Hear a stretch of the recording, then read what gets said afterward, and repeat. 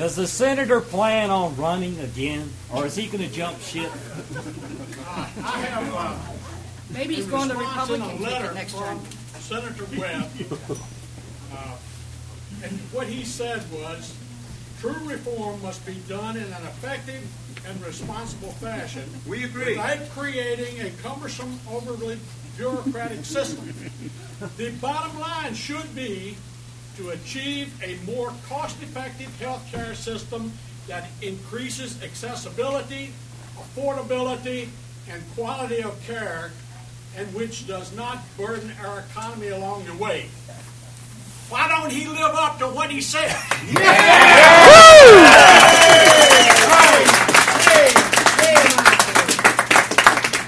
He's in the wrong 60%. CEO of C-SPAN recently wrote Obama, asking him to live up to his campaign promises to have C-SPAN televise the vote on this health bill. Does Senator Webb not insist if Obama wants his vote that it's on C-SPAN on television? Not the vote for the conference. On conference time. Right now, it's all been done in Harry Reid's dark office with the door shut. Locked. And no Republicans were allowed Who in. makes secret laws? It's called tyranny. Democrats. Tyrants. Taxation without representation. Yeah. Violation of the Constitution. Debbie, can you... Then why does he support using the police power of the state to move the property of one group of individuals to the person of another group of individuals? That's called wealth redistribution. He doesn't support that, does he? Yes, it does. Why is he supporting a bill that gives Harry Reid, state of Nevada, clear access to Medicaid with the rest of us paying the bill? In Nebraska, getting in perpetuity, not having to pay the Nebraska. In Louisiana. I promise to be courteous, but I have a really important question. You keep hearing all the time how the payments, whether they be fines or whatever, for the younger people, I just heard that the first cost will be $95 fine if a younger person does not have insurance. But when you reach an age, undetermined so far, your premiums will triple in the first year, and then will go up to 5 times whatever they were.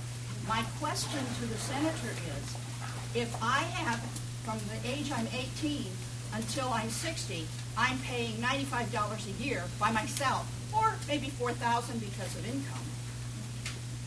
How can you then justify, if I've not used this very much through my first 40 years of paying premiums, how can you justify to me to have to raise the rates 3 times because I'm now at the point where I may need a little more medical coverage?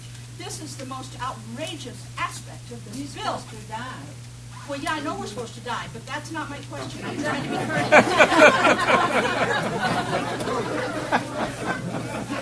Good riddance, Suzanne. Debbie, it's... I'll remember that, Fred. This is supposed to be a representative government, and I don't understand how our representatives can decide what is best for us when it's clearly the majority of the people are against. Great question. They perceive it. And the bottom line is, we're not holding town hall meetings, avoiding the people, and he is avoiding listening to us. Otherwise, he can stay in his ivory tower in D.C. and say, oh, we know what's best for them. Well, we know, and we want to run our own lives. In August, he was in Burma, rather than coming back here having town halls. Senator Webb voted against 6 amendments to this bill, which means he felt there are at least 6 things wrong about the bill. Then he voted for the bill on December 24th. So does this mean he voted against the bill before he voted for the bill? Yes!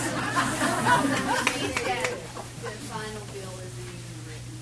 I think if there's at least 6 things wrong with the bill, we should vote against it. The bill was not written. Why is he voting? Rubber stamp. Vote. It may not be the final bill. You can't tell me it's not. If you read You're the right. news release, it explains. Nothing's been written to show us.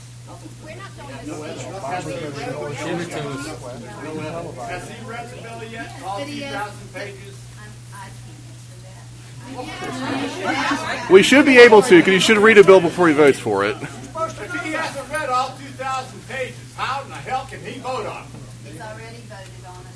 How can he do that? But that's a good question. You don't know that he hasn't read it. But you don't know that he has. I mean, that's a big question, I would think. And can you please ask the Constitution, because it's very critical that Senator Webb and Senator Warner, but if you're Senator Webb, he needs to address the constitutional issue. Claire McCaskill said she didn't even know what the constitutional issues were. And last time I checked, the senators in Virginia and across the country have to swear an oath to uphold the Constitution. If they don't understand the Constitution, then he shouldn't be a senator.